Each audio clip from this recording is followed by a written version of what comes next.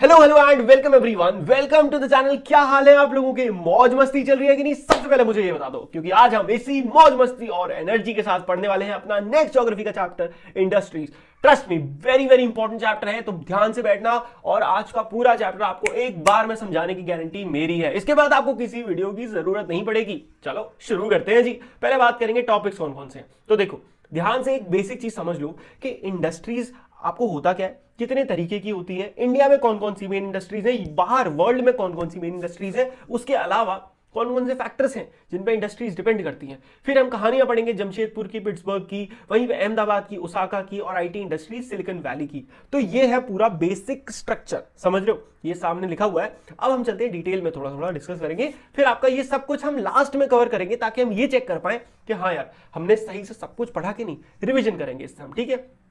शुरू करते हैं। इंट्रोडक्शन। सेकेंडरी एक्टिविटीज और manufacturing change raw materials into product of more value to people. Example के लिए पल्प को चेंज करना पेपर या और पेपर को नोटबुक में। तो देखो, लास्ट चैप्टर एग्रीकल्चर में हमने पढ़ा था कि एग्रीकल्चर एक प्राइमरी एक्टिविटी है। प्राइमरी एक्टिविटी में हम किसी भी चीज को मैन्युफैक्चर करते हैं, और सेकेंडरी एक्टिविटी में हम किसी मैन्युफैक्चर्ड चीज से बनाते हैं उसको एक फाइनल गुड में। गुड मतलब कोई सामान, जैसे कि लकड़ी से बनाते हैं हम, मतलब लकड़ी से क्या बनाते हैं हम? पेपर बनाते हैं। और पेपर से क्या बनता है? नोटबुक बनती है। तो ये पूरा क्या है? ये एक सेकेंडरी एक्टिविटी में आता है। आया समझ में आपको?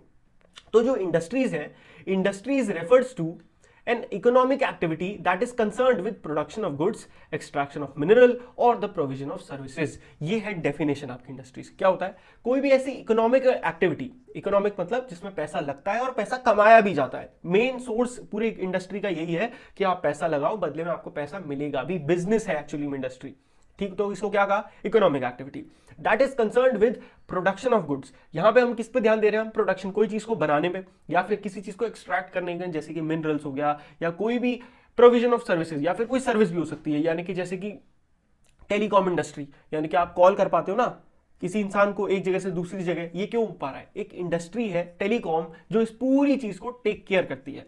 That's it. अब एग्जांपल की बात करें तो आयरन हो गया, स्टील इंडस्ट्री हो गया, कोल माइनिंग इंडस्ट्री हो गया, टूरिज्म हो गया। तो अगर आपको ये डेफिनेशन अच्छे समझ में आ गई है, तो अब आपको आगे का चैप्टर के लिए एक अच्छा बेस रेडी हो जाएगा, आप आराम से समझ पाओगे। बात करते हैं क्लासिफिकेशन ऑफ इंडस्ट्रीज की। तो देखो, तीन तरीके की इंडस्ट्रीज होती हैं, रॉ मटेरियल वाली, साइज के बेसिस पे और ओनरशिप के बेसिस पे। अब ये जो तीन तरीके हैं, ये एक्चुअली में क्या है? ये है कि इंडस्ट्रीज को हम कितने टाइप से तरीके से क्लासिफाई कर सकते हैं। यानी कि हम इंडस्ट्रीज को रॉ मटेरियल्स के तरीके से क्लासिफाई कर सकते हैं, है ना? साइज कि कितने कितने साइज की हैं वो, या ओनरशिप। तो इन तीन तरीकों से हम कैटेगरीज बनाएंगे अपने इंडस्ट्रीज की। तो सबसे पहली कैटेगरी हमारी आती है raw materials, on the basis of raw material. तो agro based, mineral based, marine based और फॉरेस्ट बेस्ड, ये चार तरीके की इंडस्ट्रीज आएंगी आपकी किसके अंदर? आपकी raw material based fact industries के अंदर। अब एग्रो बेस्ड की बात करते हैं। ये क्या करती हैं? ये यूज करती हैं प्लांट और animal products as their raw material. Example के लिए बात करें तो food processing, vegetable oil, cotton textile, dairy product and leather industry. तो देखो, बड़ी अलग अलग तरीके की फैक्ट्री है, या इंडस्ट्री कह सकते हो। इंडस्ट्री और फैक्ट्री एक ही चीज समझ लेना, है ना? एग्रो बेस्ड क्या होता है? जब हम किसी भी प्लांट या एनिमल बेस्ड प्रोडक्ट से कोई रॉ मटेरियल बनाते हैं ना, कि मतलब उसका जो रॉ मटेरियल है वो प्लांट या एनिमल बेस्ड प्रोडक्ट है, उससे हमने कोई चीज बनाई है, तो वो होता है एग्रो बेस्ड। एग्जांपल के लिए वेजिटेबल ऑयल, जो हम घर में रिफाइंड, सरसों का तेल, घी तो चलो अलग हो गया, बट घी भी यूज करते हैं। ये किससे बनता है? या तो प्लांट से बनेगा, है ना, गेहूं से बनेगा, या सरसों का तेल सरसों से बनेगा, या अगर घी है तो दूध से बनेगा जो गाय से मिला है। तो ये हो गया पूरा agro based industry. Mineral based industry की बात करें तो यहां पे मिनरल ओर्स को यूज किया जाता है एज रॉ प्रोडक्ट। यहां पे हम क्या देख रहे हैं कि रॉ प्रोडक्ट क्या है हमारा? एक मिनरल है, जैसे कि आयरन मेड। जैसे कि आयरन होता है ना, आयरन किससे बनता है? आयरन ओर से बनता है। और लोहे की दुनिया में कितनी सारी चीजें हैं यार, बिल्डिंग्स बन रही है लोहे से बन रही है। तो इस तरीके की जो पूरी इंडस्ट्री है, ये आती है मिनरल बेस्ड इंडस्ट्री में। और भी होंगी copper industry. Then comes marine based industry. तो use product from the sea and oceans as raw material. तो जहां पे जिस टाइप की इंडस्ट्रीज में हम रॉ मटेरियल के तौर पर सी से मिलने वाली चीजों को या ओशन से मिलने वाली चीजों को यूज करते हैं, they are called marine industry. Example के लिए इंडस्ट्री प्रोसेसिंग सी फूड और manufacturing fish oil. Fish oil हो गया, सी फूड हो गया, ये सब हमें कहां से मिल रहा है? सी से मिल रहा है ना। तो पूरी इंडस्ट्री कहां से, इसका रॉ मटेरियल कहां से आता है? सी से आता है। तो these are called marine based industry.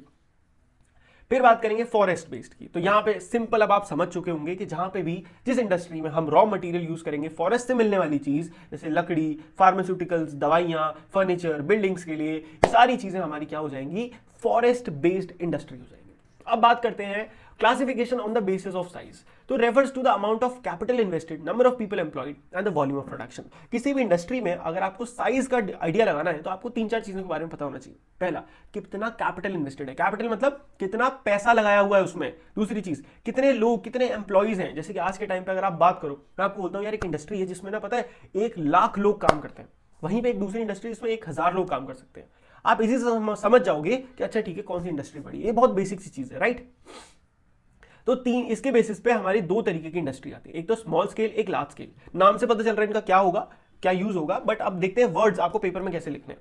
तो स्मॉल स्केल की बात करें तो ये यूज करती है लेसर अमाउंट ऑफ कैपिटल, यानी कि लेस अमाउंट ऑफ पैसा और टेक्नोलॉजी। एग्जांपल की बात करें तो कॉटेज और household industries where the products are manufactured by hand by the artisans, basket weaving, pottery and other handicraft products of cottage industry. Cottage industry क्या होता है, ये वो छोटी इंडस्ट्री है, जैसे कि टाइल का मार्केट देखा कभी आपने। अगर आप आगरा गए हो, मेरे को फिलहाल आगरा ही याद आ रहा है, तो आगरा में अगर आप जाओगे तो वहां घर घर पे टाइल्स बनते हैं, टाइल से बड़ी सुंदर मूर्तियां बनती हैं। या मंदिर देखें, मंदिर बनते हैं। ये सब क्या है, छोटी इंडस्ट्री है। यहाँ पे एक छोटा सा स्मॉल सेटअप होता है, ज्यादा टेक्नोलॉजी नहीं लगती, ज्यादा पैसा नहीं लगता, और तब बिजनेस बन जाता है।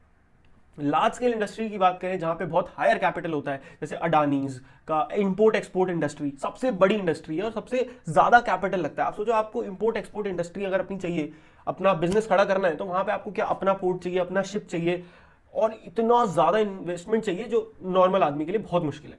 जैसे कि silk weaving, food processing industry है ना, ये सब बड़ी बड़ी इंडस्ट्री है।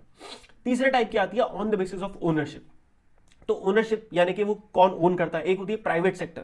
प्राइवेट सेक्टर यानी कि जो कंप्लीटली एक इंसान या कुछ ग्रुप लोग मिलकर चलाते हैं। तो एक ऐसी इंडस्ट्री जहां पे या तो कोई एक इंसान मालिक है या उसके 4-5 दोस्त या 4-5 पार्टनर मिलकर मालिक हैं, जैसे कि अडानी, जैसे कि आईटीसी, जैसे कि रिलायंस। ये क्या है, these are called private sector industry. फिर उसके बाद बात करें तो पब्लिक सेक्टर इंडस्ट्रीज की बात करें तो हमारी जो owned and operated by the government, जो कंप्लीटली गवर्नमेंट, जैसे कि हिंदुस्तान एरोनॉटिक्स लिमिटेड या फिर स्टील अथॉरिटी ऑफ इंडिया, है ना।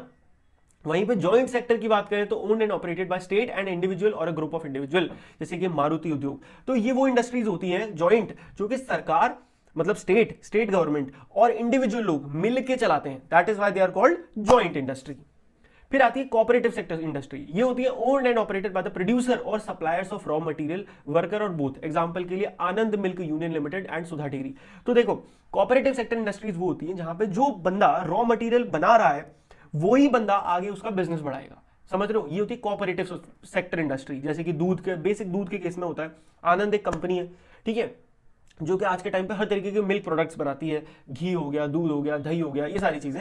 अब आनंद एक अपने आप में इतना बेस लेवल पे काम करते हैं, मतलब वो अपनी खुद दूध निकालते हैं, फिर खुद उसका घी निकालते हैं, ये सब एकदम मैन्युफैक्चरिंग जीरो से करते हैं, तो सारा रॉ प्रोडक्ट उन्हीं का है, तो इसीलिए they are called cooperative sector industry. अब कौन कौन से फैक्टर्स हैं जो अफेक्ट करते हैं लोकेशन इंडस्ट्री को, तो कौन से, raw material, land, water, labour, power. Labour क्या होता है, कितने लोग मिलते हैं, पावर मतलब एनर्जी कहां से आती है, कैपिटल पैसा कितना है, ट्रांसपोर्ट, वहां पे रोड अच्छी है कि नहीं है, मार्केट है कि नहीं आसपास। Sometimes the government provide incentive like subsidized power, lower transport cost and other infrastructure so that industries may be located in backward areas। देखो ऐसा होता है ना दुनिया में, कभी एक बेसिक चीज आपको मैं समझाता हूं। कभी आप सिंगल कोई चीज खरीदने जाओ मार्केट में, मुझे सिर्फ एक चीज खरीदनी है ना, तो आपको वो मानो 100 रुपए की मिलती है। वहीं पे जब आप उसको 100 खरीदने जाओगे तो उसका प्राइस कम हो जाएगा, इसे कहते हैं बल्क रेट यानी कि होलसेल रेट। अब आप सोचो कि अगर आप एक कंपनी का मालिक हो, आपको एक बिजनेस करना है, तो यार आप एक्सपेक्ट करोगे ना अपने देश, जिस भी कंट्री में आप बिजनेस कर रहे हो वहां की गवर्नमेंट से, कि यार आप इतने बल्क में चीजें सामान खरीदोगे, बल्क में प्रोड्यूस भी करोगे, बल्क में बेचोगे भी, तो क्यों ना आपको थोड़ी सी हेल्प मिलनी चाहिए गवर्नमेंट की, क्योंकि आपको तो सब चीजें थोड़ा कम होना चाहिए। तो इस प्रॉब्लम को सॉल्व करने के लिए, इस हेल्प को करने के लिए गवर्नमेंट देती है सब्सिडी। व्हाट है सब्सिडी? सब्सिडी मतलब एक बेसिक रिफंड, यानी कि अगर आपने 100 रुपए की कोई चीज खरीदी तो गवर्नमेंट आपको उसमें से 30 रुपए वापस रिफंड दे देगी आपके अकाउंट में, कि चलो ठीक है यार आप अच्छा काम कर रहे हो, 30 रुपए लो। तो इस तरीके की स्कीम्स कई बार गवर्नमेंट करती है। गवर्नमेंट सब्सिडाइज पावर देती है, मतलब कि जो भी बिजली खर्च होगी उसमें बिल थोड़ा कम जाएगा, ट्रांसपोर्ट कॉस्ट आपका, टोल टैक्स हट जाएगा, इस तरीके की चीजें होती है। अब बात करते हैं what is an industrial system. So, an industrial system consists of inputs, processes and output। क्या होता है? किसी भी इंडस्ट्री में जो एक्चुअल काम होता है वो इस एक इंडस्ट्रियल सिस्टम के थ्रू होता है, जिस सिस्टम के 3 पार्ट्स होते हैं। पहला इनपुट, दूसरा प्रोसेस, तीसरा आउटपुट। इनपुट की बात करें तो आप समझ सकते हो इनपुट का मतलब है कि रॉ मटेरियल कहां से आ रहा है, कैसे आ रहा है, ये सब यहां ध्यान रखा जाएगा। प्रोसेस, अब उस रॉ मटेरियल का क्या करना है। एक फैक्ट्री हम इमेजिन करते हैं, इंडस्ट्री है जहां पे पेपर बनता है, तो वहां का इनपुट क्या है, इनपुट है वहां का रॉ मटेरियल, लकड़ी, पल्प, वो आया, उसका प्रोसेस, उस पर क्या किया, उसको एकदम हाइड्रोलिक प्रेसेस से उसको कपड़ा पेपर बना दिया, तो ये हो गया प्रोसेस। और थर्ड इज आउटपुट, क्या आपने ये जो पेपर रेडी हो गया इसे अलग अलग कंपनीज को भेज दिया, दिस इज कॉल्ड आउटपुट।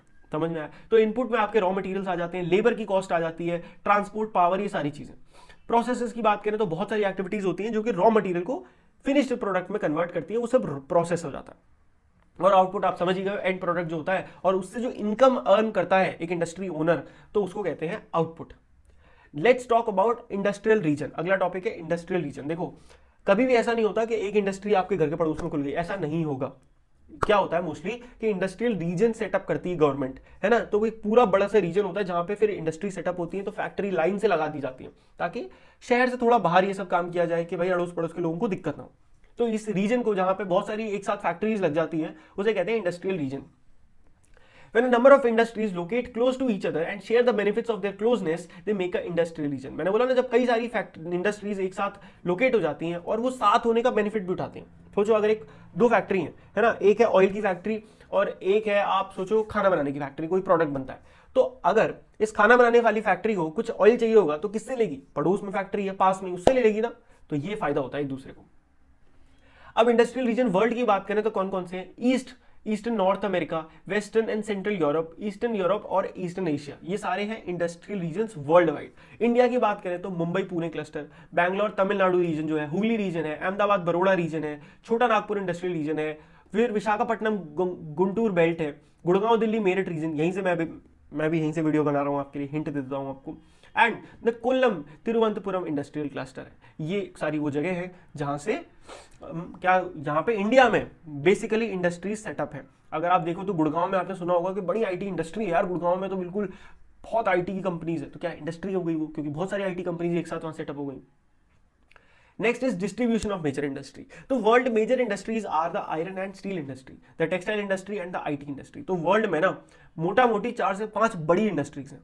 जैसे कि एक आयरन, दुनिया में आयरन का यूज कितना ज्यादा है आप इमेजिन कर सकते हो, हर बिल्डिंग में, हर कंस्ट्रक्शन में, हर चीज में आयरन यूज होता है। फिर आता है स्टील। अब घर की जितनी चीजें बनती हैं, प्रोडक्ट यूज बनते हैं, बर्तन बनते हैं, जितनी चीजें वो सब स्टील से बनती है। टेक्सटाइल, कपड़े पूरी दुनिया पहनती है तो कपड़े की इंडस्ट्री। और लास्ट में आईटी, पूरे कंप्यूटर साइंस की जो इंडस्ट्री है, आईटी इंफॉर्मेशन टेक्नोलॉजी की, ये बहुत बड़ी है। तो ये कुछ 4-5 इंडस्ट्रीज हैं जो वर्ल्ड में सबसे बड़ी है। आयरन, स्टील और टेक्सटाइल की बात करें तो ये थोड़ी ओल्डर इंडस्ट्रीज हैं। वहीं पे जो आईटी इंडस्ट्री है वो अभी एक नई इंडस्ट्री, अब तो काफी ज्यादा हो गई, अब तो एआई इंडस्ट्री आ चुकी है, राइट, जो कि एक सब पार्ट, एक चाइल्ड इंडस्ट्री है किसकी, आईटी इंडस्ट्री की। Next is iron and steel industry. अब इसके बारे में थोड़ा अच्छे से पढ़ते हैं। So this is a feeder industry whose product are used as raw material for other industry. ये एक फीडर इंडस्ट्री है। फीडर इंडस्ट्री किसे कहते हैं, जो कि फीड कराती है। अगर सोचो आयरन और स्टील नहीं होंगे तो आप कैसे बिल्डिंग बनाओगे, और बिल्डिंग बनाना, कंस्ट्रक्शन एक अलग इंडस्ट्री है, तो कंस्ट्रक्शन इंडस्ट्री टोटली डिपेंडेंट है आयरन और स्टील पे, समझ रहे हो। The input of this industry, जो इसका इंडस्ट्री का वो क्या होता है, आयरन ओर हो गया, कोल हो गया, एकदम रॉ मटेरियल, जो कि भाई नॉर्मल कंपनी, छोटी मोटी कंपनी तो यूज ही नहीं कर सकती। बहुत सारा लेबर, बहुत सारा कैपिटल, पूरा इंफ्रास्ट्रक्चर, एक पूरी साइट, बहुत सारी जमीन, ये सब चाहिए इनको। तो जो पूरा प्रोसेस है आयरन ओर को स्टील में कन्वर्ट करने का, उसमें बड़े सारे स्टेजेस होते हैं। पहले रॉ मटेरियल को ब्लास्ट फर्नेस में डाला जाता है, वहां से स्मेल्टिंग करी जाती है। आप सीनियर क्लासेस में इस पूरे प्रोसेस को, एक चैप्टर होगा मेटलर्जी, उसमें सीखोगे, ठीक है। और उसके बाद उसको रिफाइन करके एकदम फाइनल प्रोडक्ट बनाया जाता है। मतलब बहुत ज्यादा हाई टेम्परेचर आग में अपने ओर को पिघलाओ और उसके बाद उसमें से जो परफेक्ट मटेरियल उसको निकालो, उससे शेप बनाओ एंड फाइनली उसको यूज करो। तो this is a very very expensive process. अब बात करते हैं आयरन और स्टील की। तो स्टील जो है is often called the backbone of modern industry. आज के टाइम की जो मॉडर्न इंडस्ट्री है उसकी बैकबोन जो है स्टील है, क्योंकि डेली यूज के जो टूल्स हैं, शिप है, ट्रेन है, ट्रक है, ऑटो है, ये सब कुछ मोस्टली इनसे बनते हैं, या तो लोहे से या स्टील से। स्टील के कुछ फीचर जानना बहुत जरूरी है कि स्टील टफ होता है एंड शेप भी करा जा सकता है। मतलब जैसे लोहा है, लोहा टफ होता है बट उसको शेप करना, मोड़ना, काटना बड़ा डिफिकल्ट है। स्टील में ये चीज नहीं है। स्टील क्या, एक तो टफ है, उसके अलावा उसको शेप में मोड़ना थोड़ा आसान है, उसके बाद उसको काटना आसान है, उसके वायर बनाना आसान है, तो बहुत बढ़िया चीज है। अलॉयज बनते हैं स्टील के जो कि छोटे अमाउंट में एल्यूमिनियम, निकल या कॉपर ऐड करके बन सकते हैं। अगर आप किस में, स्टील में थोड़े से अमाउंट में एल्यूमिनियम, निकल या कॉपर ऐड कर दोगे तो एक अलॉय बनेगा। Alloy is very very useful metal.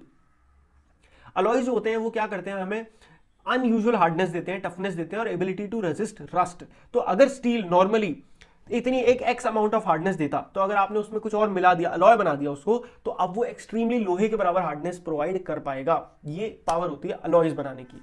अब टाइमलाइन की बात करते हैं। 1800 से जो एडी से पहले की बात करें तो आयरन और स्टील इंडस्ट्री जो थे तब तक कहाँ थे, लोकेटेड वहीं थे जहां रॉ मटेरियल था, पावर सप्लाई थी, रनिंग वाटर था, ये सब आसानी से अवेलेबल थे। 1850 से 1900 की बात करें तो इनकी जो आइडियल लोकेशन हो गई वो बनी नियर कोल फील्ड। तो जहां पे कोयले के मैदान थे उसके पास बना, क्योंकि सबसे ज्यादा एनर्जी की जरूरत पड़ती थी, है ना, रेलवे की जरूरत पड़ती थी, तो इस वजह से उसके आसपास। 1950 की बात करें तो 1950s के बाद तो ये वहां लोकेट होने लगी जहां large area of flat land थे near sea port, because by this time steel work had become very large and iron ore had to be imported from the overseas. अब स्टार्टिंग में क्या देखा जाता था कि भाई जहां पे भी सारा सामान आसानी से मिल जाए, कोयला मिल जाए। दूसरा, सेकंड नंबर पे जब थोड़ा टाइम आगे बढ़ा 1850s में देखा गया कि ठीक है यार, अब तो पावर की बहुत जरूरत पड़ रही है, रेलवे की जरूरत पड़ रही है, तो रेलवे ट्रैक होना चाहिए, रास्ता होना चाहिए। तीसरा, ठीक है भाई, अब हम अपने देश में तो बना लेंगे और कर लेंगे, बट अब हमें भेजना ओवरसीज, तो ओवरसीज भेजने के लिए पोर्ट होना चाहिए आसपास, हमें एक्सपोर्ट करना है या इंपोर्ट करना है सामान। लोकेशन की बात करें तो इस वर्ल्ड में जर्मनी, यूएसए, चाइना, जापान और रशिया ये सबसे बड़ी मेजर प्लेयर्स हैं स्टील इंडस्ट्री के और आयरन इंडस्ट्री के। इंडिया की बात करें तो भैया देखो, भिलाई में एक प्लांट है, दुर्गापुर, बनपुर, राउरकेला, बोकारो, जमशेदपुर, ये सारी जगह हैं जहां पे बड़े बड़े प्लांट हैं स्टील या आयरन इंडस्ट्री के। और अदर स्टील सेंटर कहां कहां पे है, भद्रावती में, विजयनगर में है, विशाखापट्टनम में है और सलेम, इन सारी जगह पे इंडिया के मेजर सेंटर है स्टील के। अब हम बात करेंगे एक very important city of India की, दैट इज जमशेदपुर। अब इंडिपेंडेंस से पहले Tata iron and steel company limited, TISCO नाम की कंपनी थी, was the only one iron and steel plant in the country which was privately owned। ये इकलौती ऐसी वो थी, कंपनी थी जो कि प्राइवेट कंपनी थी और आयरन और स्टील के प्रोडक्ट को बनाती थी। After independence the government set up several iron and steel plant. अब इंडिपेंडेंस के बाद गवर्नमेंट ने अपनी कई सारी ऐसी इंडस्ट्री सेटअप करी। टिस्को की शुरुआत हुई थी 1907 में एट साक्ची, ये एक जगह थी near the confluence of the rivers of Subarnarekha and Kharkai in Jharkhand. Later on Sakchi was renamed as Jamshedpur. तो अर्लियर एक गांव जैसी जगह थी साक्ची नाम का, जिसको बाद में रीनेम कर दिया Jamshedpur. Why? Because Jamshed ji Tata was the person जिन्होंने इस कंपनी को शुरू करा था। जो आज के टाइम पे टाटा इंडस्ट्री है, पूरी टाटा कंपनी है, वो इनकी शुरुआत थी। वाई साक्ची को चूज किया गया एज अ स्टील प्लांट? क्यों? क्योंकि देखो, अब खास बात क्या इस जगह की कि ये सिर्फ 32 किलोमीटर थी from Kalimati station on the Bengal Nagpur railway line. तो एक रेलवे स्टेशन है कालीमती, जो कि अच्छा खासा बड़ा रेलवे स्टेशन है, वहां से सिर्फ 32 किलोमीटर दूर था। उसके अलावा it was close to the iron ore, coal and manganese deposit as well as to Kolkata which provided a large market. अब रॉ प्रोडक्ट तो चाहिए ना स्टील बनाने के लिए, तो आयरन ओर चाहिए, कोल चाहिए, मैंगनीज चाहिए, ये सब कहाँ मिलता है? हमें इसी एरिया में मिलता है। कहाँ पे? जमशेदपुर के आसपास, कोलकाता में। तो इसीलिए वहां पे हमें अच्छा मार्केट मिला। फिर टिस्को जो थी अपना कोल जो है झरिया कोल फील्ड, झरिया नाम के कोल फील्ड से मंगाती थी। आयरन ओवरऑल लाइमस्टोन, डोलोमाइट और मैंगनीज ये सब उड़ीसा और छत्तीसगढ़ से, सब आसपास है ना, सब आसपास ही हो गया। खरकई और सुबर्णरेखा रिवर जो थी ये इंश्योर करती थी कि भैया इनफ पानी हमें मिलता है, क्योंकि आसपास नदी भी थी और गवर्नमेंट ने इनिशिएटिव लिए तो जो इनफ कैपिटल होता है वो भी इनको मिल गया। तो इसकी वजह से ये कंपनी एक बहुत ही सक्सेसफुल कंपनी बनके निकली। सिमिलरली हम बात करेंगे एक जगह पिट्सबर्ग की। तो यूनाइटेड, जैसे इंडिया में हमने जमशेदपुर की बात करी, सिमिलरली कंट्री अमेरिका में एक सिटी है जिसका नाम है पिट्सबर्ग, जो कि सिमिलरली इंपॉर्टेंट स्टील सिटी है। अब इसको क्यों डेवलप करा गया, इसकी खास बात देखते हैं। तो जो रॉ मटेरियल था जैसे कि कोल, बहुत ही आसानी से आसपास अवेलेबल था पिट्सबर्ग के। आयरन जो ओर जो था वो थोड़ा आयरन माइन से आता था मिनेसोटा से, जो कि लगभग 1500 किलोमीटर दूर था पिट्सबर्ग से। अब between these mines and Pittsburgh there great lake waterways present which is one of the world's best route for shipping ore cheaply. अब ये देखो, सबसे खास बात क्या थी, ये जो माइंस थी और ये जो कोलफील्ड है, इनके बीच में एक रिवर का रास्ता जाता था, जो इस रिवर से आप शिप से सारा सामान भेज सकते हो। सबसे सस्ते में और सबसे बढ़िया तरीका यही था, पैसा बहुत कम लगता था। ट्रेन जो थी वो कैरी करती थी और ग्रेट लेक तक, वहां से पिट्सबर्ग, मतलब आपने जहां तक भी लाना था बाय रिवर वहां तक ले आए, वहां से ट्रेन के थ्रू आपने कंपनी तक, फैक्ट्री तक पहुंचा दिया। अब Ohio, the Monongahela and Allegheny rivers provide adequate water supply. वहां पे जो 3 रिवर थी इनसे पानी मिल जाता था। और आज के टाइम पे large steel mills are located in the valleys of the Monongahela and Allegheny rivers above Pittsburgh and along the Ohio river below it. आज के टाइम पे वहां पे बहुत बड़ी बड़ी जो मिल्स हैं वो सेटअप हो चुकी हैं कोल की। उसके बाद फिनिश्ड स्टील की बात करें तो ट्रांसपोर्ट किया जाता है मार्केट पे का दोनों रस्तों से, या तो पानी से भी और लैंड से भी। और other factories present in the Pittsburgh area use steel as their raw material to make many different products such as railroad equipment, heavy machinery और रेल, ये सारी चीजों में भी यूज करती है वहां की फैक्ट्रीज। तो ये हमने पूरी बात करी किस इंडस्ट्री की, हमने बात करी पूरी की पूरी आयरन और स्टील इंडस्ट्री की। अब हम बात करेंगे पूरी की पूरी कॉटन टेक्सटाइल इंडस्ट्री के बारे में। अब देखो जो टेक्सटाइल इंडस्ट्री है हमारी वो डिवाइड हो सकती है दो चीजों में, कि रॉ मटेरियल यूज क्या हो रहा है या और फाइबर कौन से यूज हो रहे हैं। तो अगर फाइबर जो है दो तरीके के होते हैं, या तो नेचुरल फाइबर होगा या मैनमेड फाइबर होगा। अगर नेचुरल फाइबर है तो वो हमें कहां से, वूल से, सिल्क से, कॉटन से, लिनन से, इन जगह से ऑब्टेन होगा। वहीं पर मैनमेड है तो आपका नायलॉन, पॉलिएस्टर, एक्रिलिक, ये सारी चीजें आ जाती हैं। अब जब तक इंडस्ट्रियल रेवोल्यूशन नहीं हुआ था तो कॉटन के जो कपड़े थे वो हैंड स्पिनिंग से बनते थे, वो भी हिंदुस्तान में ज्यादा बनते थे। 18वीं सेंचुरी के बाद पावर लूम का इन्वेंशन हुआ। पावर लूम एक ऐसी मशीन थी जहां पे मशीन पावर की मदद से आप कपड़े बना सकते थे, जिसकी वजह से भाई ब्रिटेन में सबसे पहले डिस्कवर हुआ, उसके बाद ये वर्ल्ड के अलग अलग पार्ट्स में पहुंच गया, जिसकी वजह से कॉटन टेक्सटाइल के इंपॉर्टेंट प्रोड्यूसर कौन बने, इंडिया, चाइना, जापान और यूएसए मेजर प्लेयर बन गए। अब ब्रिटिश रूल से पहले इंडिया के पास अपना हैंड स्पन और हैंड वूवन कपड़े बड़े फेमस थे, और वो इंडिया में ही नहीं वर्ल्ड वाइड फेमस थे। और उसके बाद धीरे बट हुआ क्या, क्योंकि उसमें टाइम ज्यादा लगता था तो वो टाइम कंज्यूमिंग थे, पैसे ज्यादा लगते थे क्योंकि बनाने में मेहनत ज्यादा लगती थी, तो बहुत इनएफिशिएंट काम था। लेकिन जो ट्रेडिशनल कॉटन टेक्सटाइल इंडस्ट्री थी could not face the competition from the new textile mills of the west. But ये जो इंडियन जो सिस्टम था ये कंपटीशन नहीं कर पाया जब हैंडलूम्स आई, क्योंकि भाई हैंडलूम से काम बहुत तेजी से हो रहा था, बहुत जल्दी कपड़ा बन रहा था, क्वालिटी ज्यादा खराब नहीं थी, तो बढ़िया था, इसीलिए वो कर नहीं पाया। अब फर्स्ट सक्सेसफुल मशीनाइज्ड टेक्सटाइल मिल जो एस्टैब्लिश हुई थी इंडिया में वो थी मुंबई में 1854 में, ये इंडिया में सेटअप हुई थी। इसकी इंडस्ट्री जो थी इंडिया में कहाँ इनिशियली ये जो इंडस्ट्री है ये कहाँ पे, महाराष्ट्र और गुजरात में फ्लरिश हुई, क्योंकि वहां का टेम्परेचर ह्यूमिड है और वही चाहिए होता है। बट आज के टाइम पे ह्यूमिडिटी जो है आर्टिफिशियली क्रिएट करी जा सकती है, एंड रॉ कॉटन जो है pure and not weight losing raw material, so the industry has spread out. अब आज के टाइम पे टेक्नोलॉजी इतनी बढ़ गई है, अलग अलग जगह जैसे कोयम्बटूर में, कानपुर में, चेन्नई में, अहमदाबाद, मुंबई, कोलकाता, लुधियाना, इन सारी जगह पे आपको रॉ प्रोडक्ट्स यानी कि टेक्सटाइल इंडस्ट्रीज मिलेंगी। इंडिया में हम बात करेंगे अहमदाबाद की। अहमदाबाद एक ऐसा सिटी है जिसको हम भाई टेक्सटाइल इंडस्ट्री के लिए फेमस है। यहाँ ये रिवर कहाँ, ये लोकेटेड है गुजरात में, और साबरमती रिवर के बिल्कुल बैंक्स पे रिवर है लोकेटेड है। जो पहली मिल यहाँ स्टैब्लिश हुई थी वो 1859 में हुई थी, मुंबई के बाद अगली यहीं हुई थी। उसके बाद धीरे धीरे वर्ल्ड का सेकंड लार्जेस्ट टेक्सटाइल सिटी बन गया मुंबई के बाद। Mumbai and was there often referred to as the Manchester of India, और इसको कहा जाने लगा मैनचेस्टर ऑफ इंडिया क्योंकि ये हीरो सिटी था इंडिया का। अब ये जो टेक्सटाइल इंडस्ट्री थी अहमदाबाद में ही क्यों इवॉल्व हुई, सोचना पड़ेगा। पहली चीज, अहमदाबाद जो है सिचुएटेड है बहुत ही close to cotton growing area, मतलब जहां कॉटन उगता है उसके बहुत ही पास थी, तो भाई मजा आ गया, बहुत ही फेवरेबल हो गई कंडीशन। उसके अलावा यहाँ का जो टेम्परेचर है, क्लाइमेट है, वो आइडियल है स्पिनिंग और वीविंग करने के लिए। यहाँ का जो टेरेन है, जमीन है, वो एकदम फ्लैट है, और अवेलेबिलिटी लैंड की बहुत आसान है, तो बड़ा काम आसान हो जाता है, मिल सेटअप करना आसान हो जाता है। पॉपुलेटेड स्टेट जो है गुजरात के, महाराष्ट्र, मतलब यहाँ पे इतने स्किल्ड लोग हैं तो आपको दिक्कत नहीं होती, ना महाराष्ट्र में ना गुजरात में, लोग जल्दी मिल जाते हैं काम करने वाले। वेल डेवलप्ड रोड और रेलवे नेटवर्क बने हुए हैं, सिटीज अच्छे डेवलप्ड सिटी हैं, तो ट्रांसपोर्ट की दिक्कत नहीं होती कहीं से कहीं तक पहुंचाने में। पोर्ट मुंबई का नियर में ही, पास में ही है, और सिमिलरली गुजरात भी एक कैसा है, पूरा का पूरा कोस्टल एरियाज पे बसा हुआ स्टेट है, तो वहां पे भी दिक्कत नहीं होती। बट रिसेंट ईयर में अहमदाबाद की जो टेक्सटाइल मिल है वो कुछ प्रॉब्लम फेस कर रही है। प्रॉब्लम देखते हैं क्या है। जो सेवरल टेक्सटाइल मिल्स हैं वो बंद हो गई हैं क्योंकि न्यू टेक्सटाइल सेंटर्स जो है कंट्री में खुल गए हैं, क्योंकि अभी भी जो अहमदाबाद में जो मिल्स है ना भाई वो टेक्नोलॉजी में अपडेट नहीं हो पाई, और बाहर की सिटीज में जो मिल्स बनी वो अपडेट हो गई एकदम टेक्नोलॉजी वाइज। सेम केस है ओसाका का, जिसे कहा जाता है जापान का मैनचेस्टर। जापान में होता है ओसाका, जहां पे टेक्सटाइल इंडस्ट्री के लिए वायु नंबर 1 पे है जापान का। एक्सटेंसिव प्लेन है यहाँ पे, सेम यहाँ जैसे इंडिया में था ना प्लेन लैंड है, वहां पे भी प्लेन लैंड है, तो इसी वजह से वहां पे ग्रोथ कॉटन की बहुत जल्दी हो जाती है। क्लाइमेट एकदम ह्यूमिड और वार्म है, परफेक्ट सूटेबल है। उसके बाद रिवर योडो है जो कि आराम से पानी प्रोवाइड कर देता है, लेबर बहुत जल्दी मिल जाता है, लोकेशन पोर्ट फैसिलिटीज सारी हैं वहां पे, तो इसीलिए रॉ कॉटन को लाना और बने हुए कॉटन को भेजना आसान होता है दोनों का। और टेक्सटाइल इंडस्ट्री की बात करें ओसाका की, जो कंप्लीटली डिपेंडेंट है इंपोर्टेड रॉ मटेरियल से। भाई देखो इंडिया में तो हम उगा सकते हैं, वो उगा नहीं सकते, उनके यहाँ का मौसम थोड़ा गड़बड़ है, जमीन गड़बड़ है, तो उनको क्या करना है, इंपोर्ट करना पड़ता है इजिप्ट से, इंडिया से, चाइना, यूएसए, इन जगह से। उसके बाद जो फिनिश प्रोडक्ट है is mostly exported and has a good market due to good quality and low price. उनका भाई मार्केट, क्योंकि वो हमेशा चीजों को कैसे करते हैं, सही रेट पे बेचते हैं, अलग अलग कंट्रीज में अलग अलग जगह भेज देते हैं, इसलिए उनका माल हमेशा बिक जाता है। अब रिसेंटली जो ओसाका की कॉटन इंडस्ट्री, टेक्सटाइल इंडस्ट्री है, वो रिप्लेस कर दी गई अदर इंडस्ट्री जैसे आयरन या स्टील या machinery, ship building, automobile, electrical equipment और सीमेंट इंडस्ट्री से, उसको खत्म कर दिया गया। लास्ट हम बात करेंगे मोस्ट इंपॉर्टेंट और आज की industry, that is IT industry.